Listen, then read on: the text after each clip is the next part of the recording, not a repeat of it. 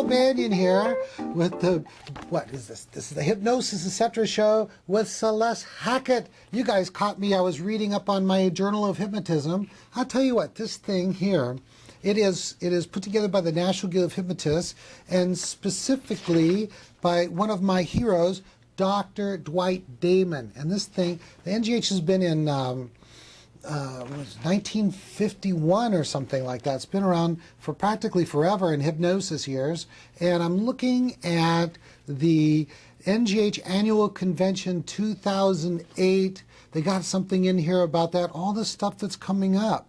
Boost your results, set new goals, learn new skills, spot new trends, discover new techniques, exchange ideas with colleagues, meet leaders in the profession, promote unity among hypnotists.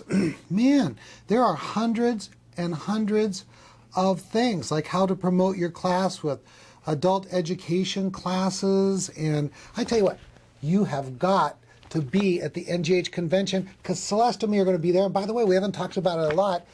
You know what, Maureen, Celeste and I would love to do a live Hypnosis, Etc. program, like a 1-hour workshop, and we'll just answer questions and talk about stuff, about how we put the show together and stuff like that. If you'd like us to do that, then you email ngh@ngh.net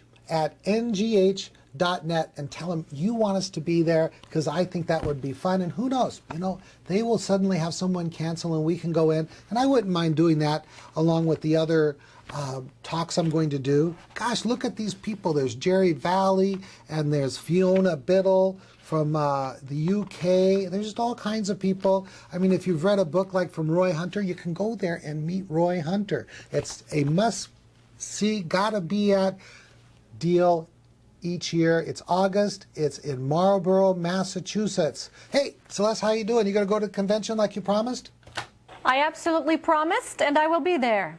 Mark my word. And I am going. really... How's the garden? What? How's your garden grow? My garden is fine. I'm still reading about gardening. You know, the best thing about gardening is you get to look at pretty pictures in magazines and try to make your garden look just like that. Hey, is there any good gardening websites you can tell people about? Gosh, you know, I never really memorize the websites. I just go all over the place. Just Google gardening. I like to do organic gardening. So organic gardening. Typically what I do is when I have a problem, I Google it, and I could end up anywhere. I don't have any particular ones I really like. Maybe I'll have my own one day, though. Cool. Hey, speaking of organic, I was talking to our internet marketing guy. I'm so lucky I have this staff of IT people here, and we were talking about how well we've done with organic search placement. I mean, if you go on to Google and you type in hypnosis training, we come up #1. If you just type in hypnosis, then hypnosis.org is going to show up on page 1 there somewhere. And gosh, maybe one day we'll do a 10 keys to good search engine placement for hypnotists. How would that be? Oh, would that ever be helpful to people? By the way, I just got a thought on the gardening thing. Go to the guy, or Google the guy who does square foot gardening, because you can have like a garden that's 4x4, and I mean, you can feed a lot of people with that using his method, and it's very simple and it's almost no fail. Anybody can garden that way. Okay, good. That's very interesting, Celeste. Anything else you want to talk about gardening? I'm sorry. You know, I just, you got me excited there. Now, I want to talk about that Hypnosis, Etc. thing that I hope we're going to be doing at the NGH. Hoping. Oh, that'd be fun. That'd be fun. We'll see. Maybe I'll get a call from the Prez. Cal, I want you and Celeste to do that Hypnosis, Etc. thing. All right. You know, if they don't, maybe we'll just be renegades and go out in the parking lot and do one, you know, and then record it and then post it. Wouldn't that be fun? We could do it in a restaurant. We could all have a beer. There you go. Booze and flowers. That's what you care about. That's it. And hypnosis. Okay, let's get into, where did we leave off? Let me give you a couple of announcements. I'm looking at my clipboard here. Go to hypnosis.org. That's where we got the downloadable stuff. You've got downloadable scripts. You've got free e-zine. And Celeste, you write for you write for our e-zine along with some of our other grads and other big names in the profession. Thank you very much for that. We also have downloadable seminars, and gosh, what else can I talk about real quick? Oh, the secret cleansing weight release project is going a-okay. If you want to know about that, I think maybe in the next episode we're going to spill the beans on that. But if you can't stand it and you want to know all the details, you can email me at calbanyan@hypnosiscenter.com, or you can email Celeste at CelesteHackett.com. Exactly. Wait a minute. What am I saying? CelesteHackett@Yahoo.com. Oh, what did you say first? CelesteHackett.com. I think I own my own website. Do you own CelesteHackett.com? In my dreams. Why don't you order it? Yeah, I guess I could. It costs you like $6 a year or something. Celeste Hackett at Yahoo is just fine. Okay. Hey, let's see. I think that's it. Visit, if you are watching this video anywhere except www.calbanyan.com, then that's where you want to go, because right underneath this video is what? All the links and some additional, kind of production notes and stuff like that to everything we talk about. All right, let's get going, Celeste. Okay, now we're going to be we got some good stuff coming up in this program. We're going to probably talk a little bit about NLP. We're going to talk about how to work with people whose first language is not English when you're hypnotizing them. But before we get started on any of that, Cal actually has an 11th key, which I don't even know what it is. An 11th key to doing direct suggestion right. Correct or not? I love under-promising and over-delivering. That's the secret. That's a good secret. Okay, why don't you go through the 10 real briefly for the people who have just got here for the first time. Maybe they're watching this on YouTube or something. Okay, yeah, this is what you missed, although you didn't really miss it because you can go look at the back episodes. But we did 10 keys to preparing your client for doing direct suggestion right. And so the first time when we got started, you really want to go back and watch the first set of keys, because it's about preparing your client for the hypnosis session.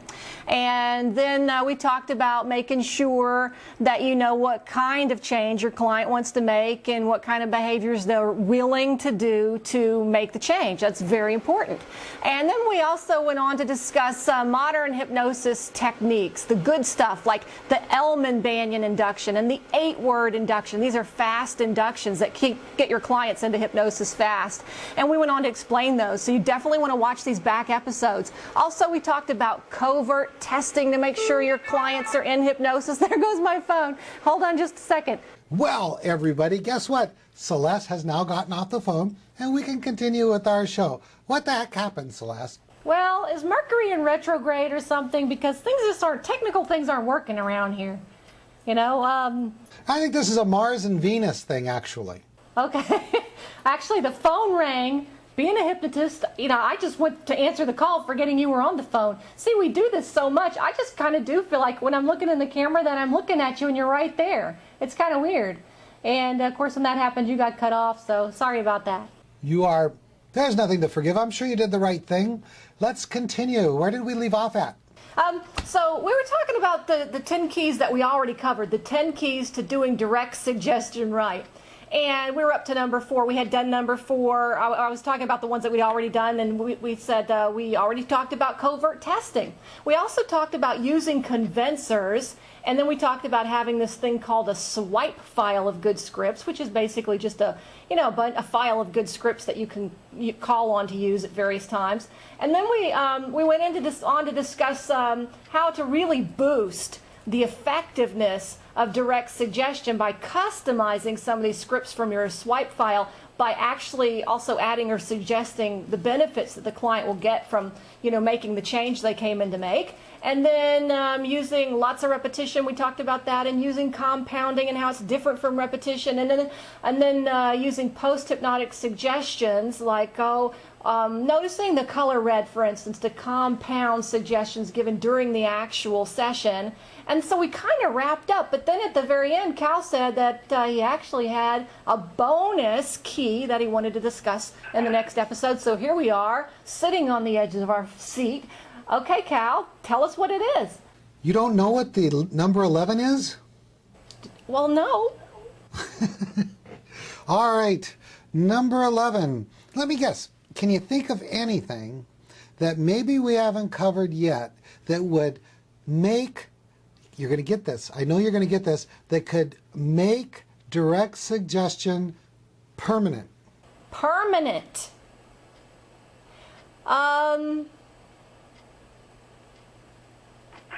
Well, if you remove the barriers so that it can stick, so maybe do an age regression actually.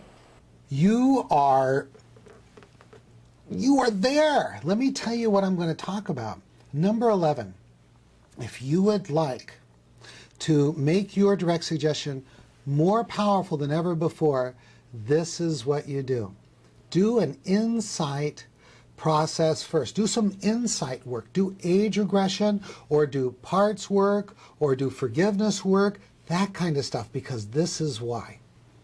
When you are born, you have what psychologists call tabula rasa, blank slate.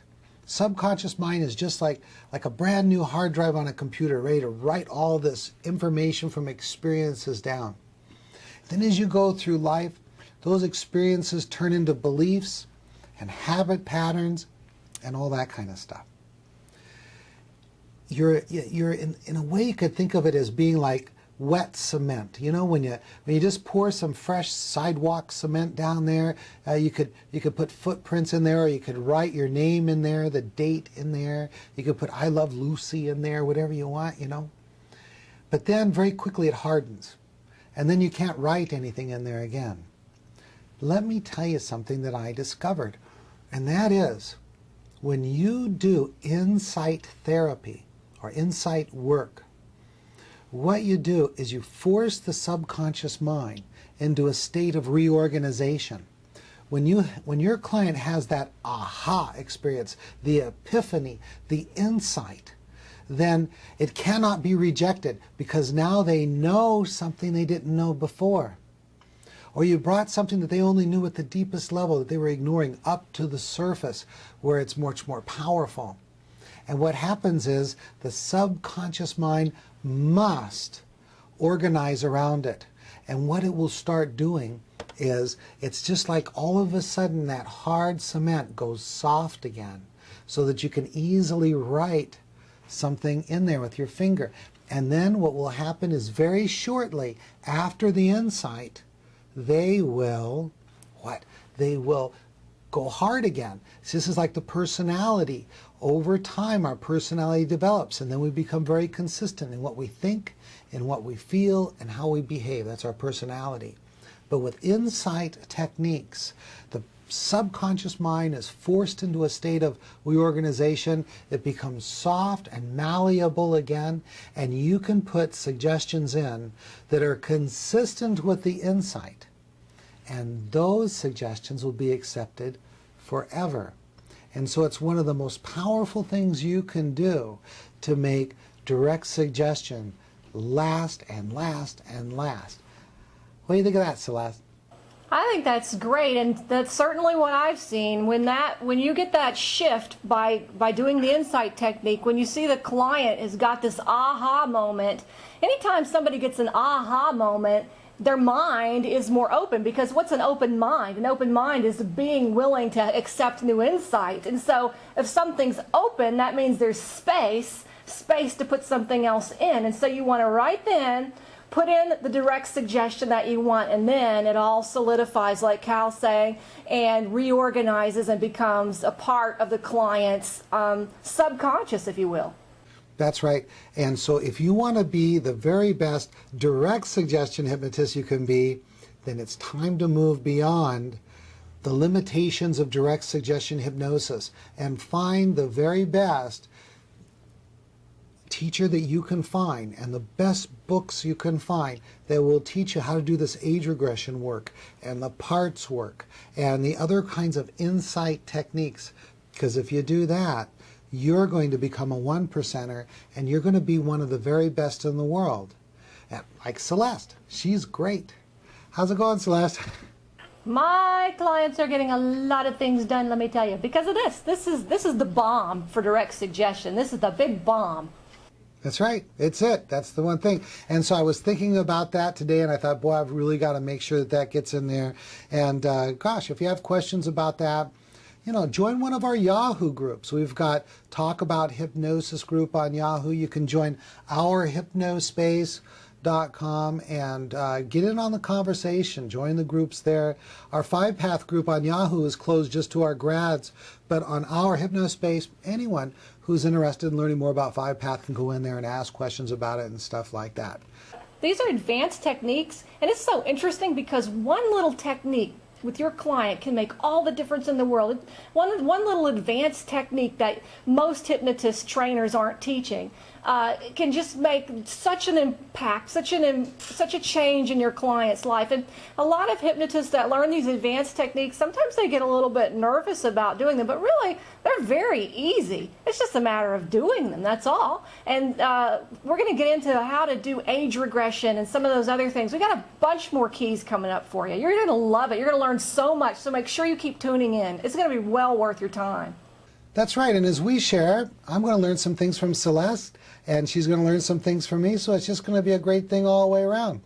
Yeah, and that leads me to something else. You know, when we talk, it doesn't mean that you can't share your idea. If we spark something that causes you to think about something that you think we might benefit from knowing, you don't just have to write in to ask us questions about your clients or comment that you like the show or you don't like it. You can also write in to tell us what you know about something. You know, teach us something. We're more than willing to listen to your emails, read your emails, your letters, and if we like what you're saying, if we think it's relevant, we'd love to put it on the show. And if we do, we're going to send you one of these certified hypnosis pro mugs just as a gift. That's right. You know, if you send in a technique that you're willing to let us share with the world, you know, you're going to help hypnotists, and then the hypnotists are going to help other places. You really make the whole world a better place. All right. Hey, you got any questions for me this time we can squeeze in before the end of the episode? Yeah, let's squeeze this one in. I think it's kind of interesting. The question goes like this. I am curious if you require the parent, or if you would require the parent of a 17 or 18-year-old to go through 5-Path as a 5-Pather. I read the posts about younger children. This is from our 5-Path message board. I read the posts about younger children, but not about this age. Any hints? And also, if the parents say they don't have any issues to work on, then what do you do with them in terms of taking them through 5-Path? Okay, so that was the simple little question? Okay, I can move to a different one. Yeah, I'll just answer half of it then. We'll get the other half the next time. No, I'll just do what I can do with it, okay? Again, that's a question we could do 3 episodes on. If you've been following this, you know that I highly recommend that if you're going to be working with a child, that you also strongly encourage, we require at our center, that if we work with a child that one of the parents or guardians go through the process also, because especially if you see, I don't believe kids have problems. I mean, not real problems that are stemming from them. I mean, unless there's a medical problem or something like that. What they're experiencing is really the symptoms of the environment that they're in. You know, mom and dad are fighting, or mom or dad or whoever is really anxious, and they're picking up on that anxiety and stuff like that. So if we go in and do the hypnosis only with the child, then we kind of get them fixed and then put them right back into the environment. Or we might not be able to do the work totally like we want because they keep returning to the environment. We're only with them maybe an hour a week, and the rest, 24/7, they're in the environment that's causing them stress and causing them all these problems, and they're getting negative beliefs and this kind of stuff. So we require at least one of the parents to go through the process. And I'll tell you how I get them to do that. Before I answer, I know I'm not answering your question yet, Celeste, but one of the things I'll do, kind of an insider tip, trick, and technique here, and that is when I have the two together in my office and say, let's say I have the mother and the child, and say, gosh, I can really tell you are so dedicated to helping your child overcome this problem. I mean, it'd be like, you just almost do anything to help your child, wouldn't you? And they said, yes. And I'd say, well, good, because we'd like you to go through the process also and set up appointments with one of our other hypnotherapists here. So they've said I would do anything, and then we ask them to do this. And that works. I mean, they actually do. And then, because what happens is you need to change the home. Now you might say, well, what if dad's the problem and mom's not so much of the problem? It's a system. And what you need to do the family is a system, and you need to make a big enough change in the home. And just by working with the child, you don't manage that. So you need to get one of the parental figures to experience the shift. And if they say they don't have anything to work on, get them alone in the office without the kid there and say, gosh, if you could fix anything in your life, what would you want to fix? And we'll be able to brainstorm and come up with some things. And we'll be able to shift that to, gosh, if the parent moves towards thinking and behaving in a healthier way, then that's going to affect the child in a positive way. Now, if the child is over 18 years old, gosh, if they're not living in the home, I'm not going to work with the parent. I'm not going to require that at all. I mean, if the parent would like to work with me, that's great. It would certainly help their relationship. Really doing the advanced work that we do with 5-path hypnosis, or doing a 7-path self-hypnosis, which is an insight-based form of self-hypnosis, by the way, we're going to be able to affect any relationship in a positive way. If the 18-year-old is still in the family, I still wouldn't push it. I mean, I think if I do the work that needs to be done, there's just something about the psyche of someone who's 18 and having that desire to individuate from their parents, which is normal developmental psychology, is not going to be such a big deal than if I have someone I'm working with that's just 10 years old and that kind of thing. Does that help, Celeste? Yeah, and I think the key is are they in the home? Are they in that system still? Exactly, exactly. Good. Anything else? Yeah, I just want to say I'm sorry. I guess I was kind of thrown by the phone call because I was going to ask the question about clients when their first language isn't English, and so we're going to have to save that one for the next time because it kind of messed up and we're kind of out of time. Hey, that's okay. This will always and forever be known as the episode in which Celeste answers the phone. That's it. Wrap it up, Celeste. All right. Well, hey, thank you so much for tuning in. Join us on the internet at ourhypnospace.com. You can have your own blog right there as a hypnotist. Any kind of hypnotist you are. It doesn't matter if you're into NLP or if you're heavily into EFT. It doesn't matter if you're a 5-pather or you do parts therapy. You are welcome at ourhypnospace.com. And if you have a question, go to askcal.ourhypnospace.com. Well, if we use it on the show, we'll give you one of these wonderful handy dandy mugs. And I'd also love it if you visit me at my website, familyfirsthypnosis.com. This is Celeste Hackett for Cal Banyan's Hypnosis, etc. See you next time. Boy, that was great. And remember, if you're watching this anywhere else except calbanyan.com, go there to watch all the videos. You can get the back episodes, and all the text and links are down below this video. Make sure you go to hypnosis.org. That's where we have the teleseminars you can download. We have lots of free stuff. You can also, we have our little shopping center in there.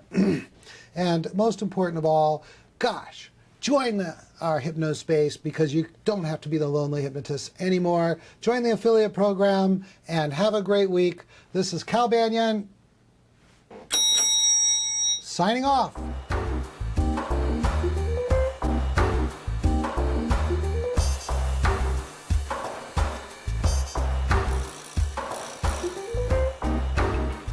This recording is the property of Cal Banyan and Cal Banyan's Banyan Publishing Incorporated. All rights reserved. For private use only. May not be duplicated without written permission.